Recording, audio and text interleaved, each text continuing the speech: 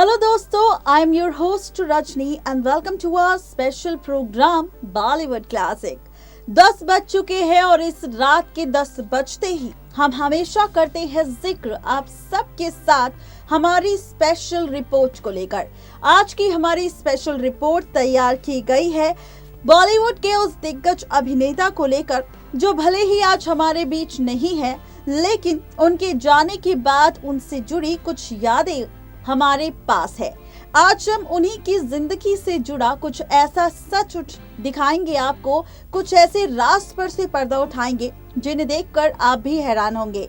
आज हम बात करने वाले हैं बॉलीवुड के फेमस एक्टर विनोद खन्ना को लेकर, जो भले ही आज हमारे बीच नहीं है, लेकिन आज हम बताने वाले हैं उनकी रियल लाइफ के बारे में।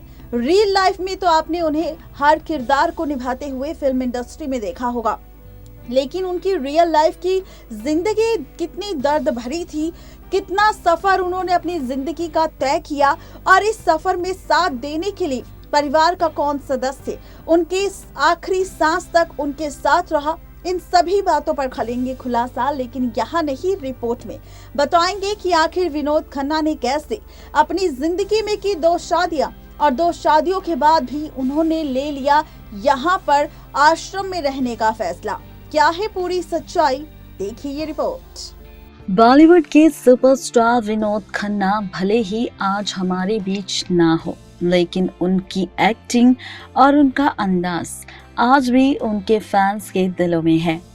अपने शानदार बिहेवियर और बेहतर एक्टिंग के दम पर विनोद खन्ना ने अपने फैंस के दिलों में अपनी जगह बना ली थी। अपनी फिल्मों में उन्होंने एक खलनायक, एक नायक, एक आम आदमी, एक पुलिस ऑफिसर, न जाने कितने ही किरदारों को निभाया है। लेकिन क्या आप जानते हैं कि आखिर विनोद खन्ना की निजी जिंदगी कैसी होगी? अगर नहीं तो आज हम हमारी इस रिपोर्ट में करेंगे विनोद खन्ना की पर्सनल लाइफ पर चौंकाने वाला खुलासा। दरअसल बॉलीवुड के मशहूर एक्टर विनोद खन्ना का जन्म 6 अक्टूबर 1940 को पाकिस्तान के पेशावर में हुआ था। भारत पाकिस्तान बंटवारे के समय विनोद खन्ना का परिवार पेशावर से मुंबई आ गया था। विनोद खन्ना को साइंस में काफी ज्यादा इंटरेस्ट था, लेकिन उनके पिता चाहते थे कि विनोद खन्ना बड़े होकर एक बिजनेसमैन बने और अपने पिता का हाथ बटाए, क्योंकि वो एक कारोबारी थे। इस बीच वो अपने कॉलेज के थिएटर ग्रुप में भी विनोद खन्ना शामिल हो गए थे, जहां पर विनोद खन्ना की पहली मुलाकात उनकी होने वाली पहली पत्नी गीतांजलि तालियार खान से हुई थी। उस समय गीतांजलि एक मॉडल बनना चाहती थी। विनोद को पहली ही नजर में गीतांजलि से प्यार हो गया था और जल्द ही दोनों ने एक दूसरे को डेट भी किया। और यही समय था कि जब विनोद खन्ना ने डायरेक्टर और प्रोड्यूसर सुनील दत्त को देखा था। इस समय सुनील दत्त ने उन्हें मन की मीत फिल्म ऑफर की थी। विनोद ने इस फिल्म के साथ 1968 में पहली शुरुआत की थी, लेकिन फिर धीरे धीरे बॉलीवुड में दिग्गज अभिनेताओं में अपने नाम को शामिल कर लिया। इनके पहले पर्दे पर आने के बाद ही उन्हें 15 फिल्मों का कॉन्ट्रैक्ट मिल गया था। जब विनोद खन्ना अपने करियर पर सबसे ऊपर की ओर बढ़ रहे थे, तब साल 1971 में कॉलेज की दोस्त गीतांजलि से शादी कर ली। 1975 आते आते विनोद खन्ना के 2 बेटे राहुल खन्ना और अक्षय खन्ना भी हुए।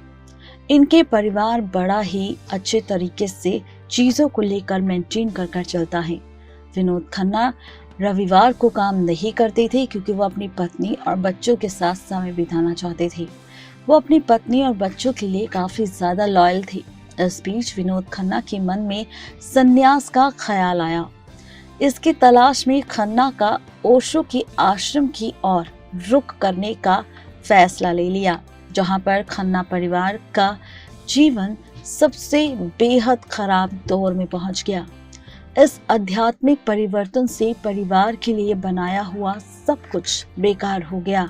साल 2002 में विनोद खन्ना ने बताया था कि कैसे धन और प्रसिद्धि होने के बावजूद वो हमेशा बिल्कुल भी असहज, कंफर्टेबल नहीं करते थे।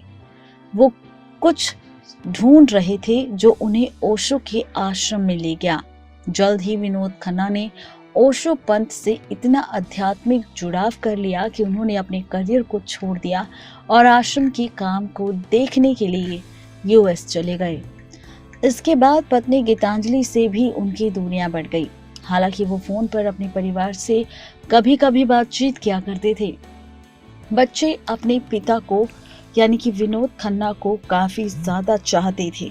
गीतांजलि ने विनोद खन्ना को ये समझाने की कोशिश की थी कि लड़कों के लिए दुनिया का सामना करना काफी मुश्किल होगा, जो हमेशा उनके पिता के ठिकाने के बारे में उनसे सवाल पूछते हैं।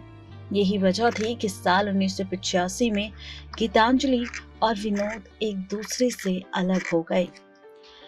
बता दें कि इसके बाद सन 1987 में जब दोबारा इंडिया लौटे तब उनके पास यानी कि विनोद खन्ना के पास न रुतबा बचा था और ना ही पैसा। यूं कहें कि विनोद खन्ना के पास कुछ भी नहीं था। खबरों की माने तो उस वक्त विनोद खन्ना को तमाम मुश्किलों का सामना करना पड़ा था। जब उन्होंने फिल्म जगत से अपने दोस्तों का रुख किया तो उनके दोस्तों ने उनके खुले हाथों से स्वागत किया और फिर चीजें धीरे धीरे से सही होकर ऑन ट्रैक आने लगी। कुछ दिनों बाद ही विनोद खन्ना की मुलाकात मशहूर बिजनेसमैन सरयू दफ्तरी की बेटी कविता दफ्तरी से हुई और फिर आगे चलकर दोनों ने एक दूसरे को डेट किया। मई 1990 में विनोद खन्ना ने अपनी उम्र से 16 साल छोटी कविता से शादी का ऐलान कर दिया, जिसकी खबर से सब चौंक गए। इस कपल के घर जल्द ही बेटे साक्षी और बेटी श्रद्धा का जन्म हो गया। 1990 के बाद विनोद खन्ना की जिंदगी पटरी पर तो लौट आई, लेकिन फिर वो रुतबा हासिल नहीं हो पाया, जिसे अचानक छोड़कर विनोद खन्ना ने सन्यासी बनने का फैसला लिया था। हालांकि विनोद खन्ना परिवार के साथ खुशी खुशी अपनी जिंदगी के जीवन के लुत्फ उठाने लगे थे। 27 अप्रैल 2017 को वो मनहूस दिन आया जब विनोद खन्ना ने अपनी लंबी बीमारी के चलते इस दुनिया को अलविदा कह दिया।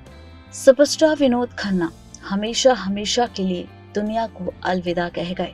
फिलहाल विनोद खन्ना के जाने के बाद भी उनकी यादें, उनकी एक्टिंग, उनके पिक्चर्स आज भी उनके फैंस के दिलों में हैं।